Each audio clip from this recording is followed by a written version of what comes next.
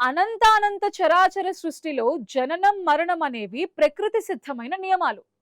ప్రాణం పోయిన తర్వాత మనిషి తిరిగి రావటం అసాధ్యం అనేది ఇప్పటి వరకు ఉన్న నమ్మకం. అయితే ఆధునిక సాంకేతికత ఈ ప్రాథమిక సూత్రాన్ని సవాల్ చేస్తోంది. మరణించిన ఆత్మీయులను మళ్ళీ డిజిటల్ రూపంలో బతికించే గ్రీఫ్ టెక్ ప్రస్తుతం శాస్త్ర లోకంలో పెను సంచలనం సృష్టిస్తోంది. కృత్రిమ మేధ సహాయంతో ఒక వ్యక్తి జీవించి ఉన్నప్పుడు సేకరించిన వీడియోస్, ఆడియోస్, ఫోటోస్, సోషల్ మీడియాలోని ఇన్ఫర్మేషన్ ని విశ్లేషించి వారిని ఒక డిజిటల్ అవతార్ గా మార్చటం ఈ సాంకేతికత ప్రత్యేకత. మరణించిన వ్యక్తి ఎలా మాట్లాడేవారు, ఏ రకమైన పదజాలం వాడేవారు, వారి హావభావాలు ఎలా ఉండేవో ఖచ్చితంగా గుర్తుపట్టి అదే తరహాలో స్పందించేలా ఏఐ ప్రోగ్రామ్స్ ని సిద్ధం చేస్తున్నారు. దీనివల్ల మనకు ఇష్టమైన వ్యక్తులు దూరమైన వారితో వీడియో కాల్లో మాట్లాడుతున్న అనుభూతిని పొందొచ్చు. భౌతికంగా వారు లేకపోయినా వారి ఆలోచనలను, జ్ఞాపకాలను డిజిటల్ రూపంలో శాశ్వతం చేయటం ఈ టెక్నాలజీ ప్రధాన ఉద్దేశం. చైనా, అమెరికా వంటి దేశాల్లో ఇప్పటికే అనేక సంస్థలు ఈ సేవలను అందిస్తున్నాయి. మరణించిన తల్లిదండ్రులతోనో పిల్లలతోనో మళ్ళీ మాట్లాడే అవకాశం దక్కడం వల్ల బాధితులు తమ మానసిక వేదన నుంచి త్వరగా కోలుకుంటారని పరిశోధకులు చెప్తున్నారు. కానీ ఈ ప్రయోగం కేవలం భావోద్వేగాలకే పరిమితం కాకుండా అనేక నైతిక ప్రశ్నలను కూడా లేవనెత్తుతోంది. చనిపోయిన వ్యక్తి అనుమతి లేకుండా వారి డిజిటల్ ప్రతిరూపాన్ని సృష్టించటం ఎంతవరకు సమంజసం అనే చర్చ నడుస్తోంది. ఏది ఏమైనా మరణం లేని మేధస్సును సృష్టించే దిశగా మనిషి వేస్తున్న ఈ అడుగులు సైన్స్ చరిత్రలో ఒక కొత్త అధ్యయనానికి నాంది పలుకుతున్నాయి. ఈ పరిజ్ఞానం భవిష్యత్తులో మనిషి మరణం పట్ల ఉన్న దృక్పథాన్ని పూర్తిగా మార్చే అవకాశం కనిపిస్తోంది. అచ్చం మళ్ళీ బతికి వచ్చిన ఆత్మీయులు మనతో ఎంతో సహజంగా మాట్లాడడం చాలా ఉద్వేగానికి గురి చేస్తుంది. అదే ఇప్పుడు చైనాలో జరుగుతోంది. గ్రీఫ్ టెక్ పనితీరు వెనుక అత్యంత సంక్లిష్టమైన విశ్లేషణ దాగి ఉంది. ఒక వ్యక్తి తన జీవిత కాలంలో పంపిన వేలాది సందేశాలు, ఈమెయిల్స్ ఆధారంగా వారి వ్యక్తిత్వాన్ని ఏఐ అర్థం చేసుకుంటుంది. దీనిని డిజిటల్ ట్విన్ లేదా వర్చువల్ మెమోరియల్ అని పిలుస్తారు. ఈ ప్రక్రియలో భాగంగా సదరు వ్యక్తి గొంతును కూడా క్లోనింగ్ చేస్తారు. దీనివల్ల కేవలం సందేశాలకే పరిమితం కాకుండా వారితో నేరుగా సంభాషించే వీలు కలుగుతుంది. ఫర్ ఎగ్జాంపుల్, తండ్రిని కోల్పోయిన కూతురు తనకేదైనా సమస్య వచ్చినప్పుడు తన తండ్రి ఏ రకమైన సలహా ఇచ్చేవారో ఈ ఏఐ అవతార్ ద్వారా తెలుసుకోవచ్చు. ఇది కేవలం ఒక ముందే రికార్డ్ చేసిన సందేశం కాదు. అవతల వ్యక్తి అడిగే ప్రశ్నలకు సందర్భోచితంగా సమాధానం ఇచ్చేంత పరిజ్ఞానం ఈ వ్యవస్థకు ఉంటుంది. దీనిని సైబర్ అమరత్వంగా విశ్లేషకులు అభివర్ణిస్తున్నారు.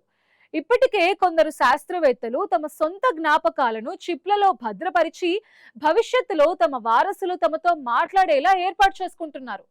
అయితే ఈ సాంకేతికత వల్ల కలిగే లాభాల కంటే నష్టాలే ఎక్కువగా ఉంటాయని కొందరు మానసిక నిపుణులు హెచ్చరిస్తున్నారు. మరణించిన వ్యక్తిని డిజిటల్ రూపంలో నిరంతరం చూడడం వల్ల వారిని మర్చిపోవడం కష్టమవుతుందని, ఇది దీర్ఘకాలిక మానసిక వ్యధకు దారితీస్తుందని ఆందోళన వ్యక్తం చేస్తున్నారు. వాస్తవానికి ప్రకృతి నియమాలను అతిక్రమించి ఇలాంటి ప్రయోగాలు చేయడం వల్ల మనిషికి సహజంగా ఉండే భావోద్వేగ సమతుల్యత దెబ్బతినే ప్రమాదం ఉంది. అయినప్పటికీ సాంకేతిక అభివృద్ధిని ఎవ్వరూ ఆపలేరని, రాబోయే రోజుల్లో ప్రతి ఇంట్లోనూ ఇటువంటి డిజిటల్ తాతలు, ముత్తాతలు ఉండే అవకాశం ఉందని టెక్ నిపుణులు జోస్యం చెప్తున్నారు. మన జ్ఞాపకాలను డిజిటల్ పద్ధతిలో భద్రపరచుకోవడం ద్వారా ఒక కొత్త రకమైన వంశవృక్షాన్ని తయారు చేయవచ్చని వారు భావిస్తున్నారు.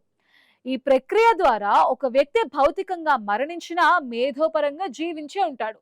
వారి అనుభవాన్ని మనకు వివరిస్తూనే ఉంటాడు. గ్రీఫ్ టెక్ విస్తరిస్తున్న కొద్దీ చట్టపరమైన ఇబ్బందులు కూడా పెరుగుతున్నాయి. ఒక వ్యక్తి చనిపోయిన తర్వాత వారి డిజిటల్ రైట్స్ ఎవరికి చెందుతాయి అనేది ఒక పెద్ద చిక్కుముడి. చనిపోయిన వ్యక్తి యొక్క ఏఐ అవతార్ ని రాజకీయాల కోసం లేక వ్యాపార ప్రకటనల కోసం వాడుకుంటే పరిస్థితి ఏంటి అనే సందేహాలు వ్యక్తమవుతున్నాయి. ఇప్పటికే కొందరు ప్రముఖుల డిజిటల్ ప్రతిరూపాలను వారి అనుమతి లేకుండానే సినిమాల్లో లేక ప్రకటనల్లో వాడుతున్న ఘటనలు వెలుగులోకి వచ్చాయి. దీనిపై ఇంటర్నేషనల్ లెవెల్లో ఖచ్చితమైన చట్టాలు రూపొందించాలని మేధావులు కోరుతున్నారు. మరోవైపు ఈ టెక్నాలజీ హ్యాకర్ల చేతికి చిక్కితే కలిగే పరిణామాలు ఊహకందనివిగా ఉంటాయి.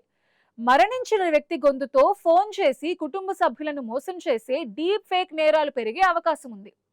శాస్త్రీయంగా చూస్తే ఒక మనిషి మెదడులోని నాడుల అమరికను డిజిటల్ గా మలచడం ద్వారా వారి స్పృహను కూడా కాపాడొచ్చా అనే కోణంలో పరిశోధనలు సాగుతున్నాయి.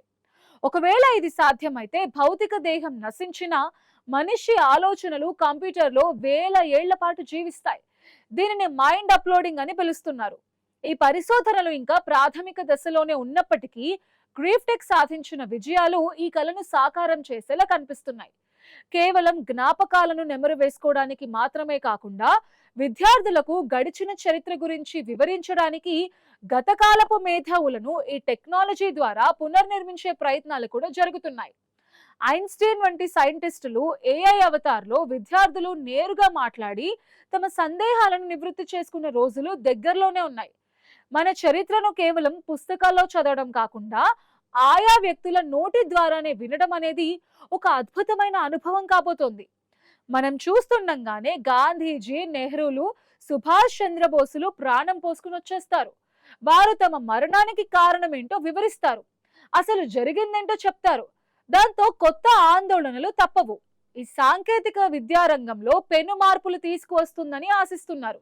గ్రీఫ్టెక్ అనబడే ఈ టెక్నాలజీ మనిషి జీవితంలో ఒక విడదీయలేని భాగంగా మారబోతోంది. ఇది కేవలం సైన్స్ ఫిక్షన్ సినిమాల్లో కనిపించే కల్పిత గాథ కాదు, మన కళ్ళ ముందే జరుగుతున్న వాస్తవం. ఇష్టమైన వారు దూరమైనప్పుడు కలిగే బాధని తగ్గించడానికి టెక్నాలజీ యొక్క మార్గాన్ని చూపిస్తోంది. అయితే యంత్రం ఇచ్చే స్పందన మనిషి ఇచ్చే ప్రేమతో సమానం కాలేదని గుర్తుంచుకోవాలి. కృత్రిమ మేధ ఎంతగా అభివృద్ధి చెందినా అది ఒక అల్గోరిథం మాత్రమే.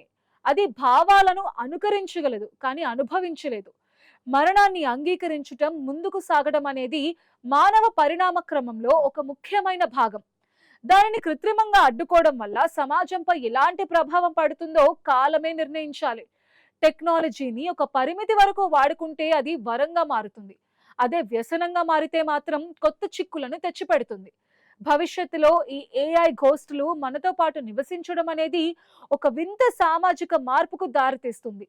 ఇప్పటికే కొన్ని శ్మశాన వాటికలలో క్యూఆర్ కోడ్ల ద్వారా మరణించిన వారి ఏఐ అవతార్లతో మాట్లాడే సౌకర్యాలు రావడం విశేషం.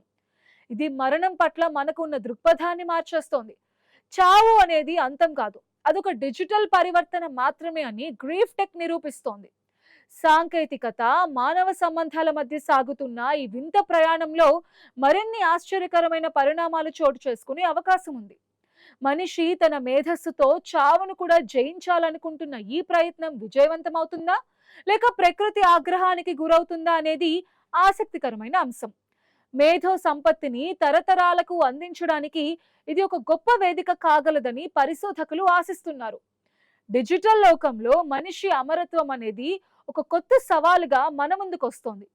దీనిని మనం ఎలా స్వీకరిస్తామనే దానిపైనే మానవాళి భవిష్యత్తు ఆధారపడి ఉంటుంది.